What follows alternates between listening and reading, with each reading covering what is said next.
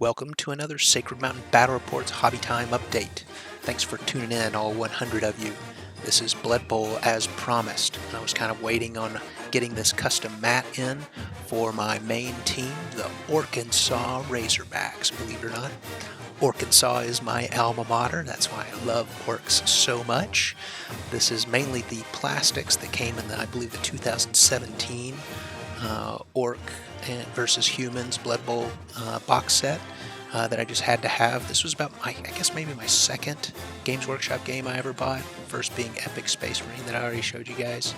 These are some original OG 1990s, 1980s Blood Bowl miniatures that I painted in the same theme, stripped and repainted all in the same theme. I think that kicker may be a little rare.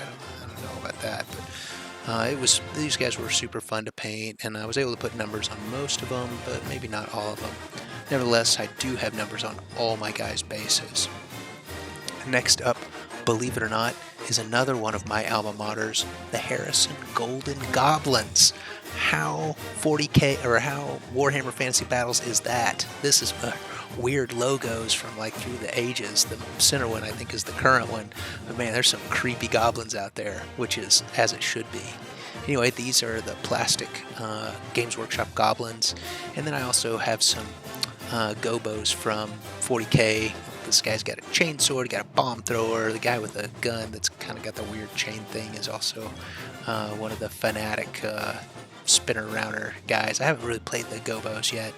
Then I have two old Citadel trolls, little kit bashing there with a new goblin about to get thrown, and the other one's got the ball.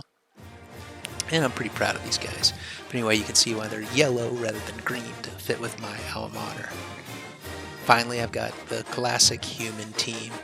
This is the plastics that came with the original Blood Bowl box set, as well as some kit bash stuff that I'm about to show you in a second. I was pretty proud of this paint job. It's a little dull looking, but I hit it all with a matte coat varnish. These are all old 1990s, 1980s Citadel medals from Games Workshop. I think that guy's kind of rare too. I'm not sure about that. And then from War Machine and Hordes, I converted a box set of these spear throwing guys. I can't remember the names of this faction, but they have these crystals on their back that I had to cut off, but I turned them into ogres for an ogre team, or humans and ogres and halflings. And for some reason I was really stoked on checkers at this time in my painting career last year. Just trying to get all my miniatures done at once, I think, and felt like I might have been going too fast, so I slowed myself down. Guy got a little green stuff football helmet, and God, more checkers. What was I thinking? Pretty stoked on that guy. Oh, and all my Blood Bowl guys have magnetic bases, so they can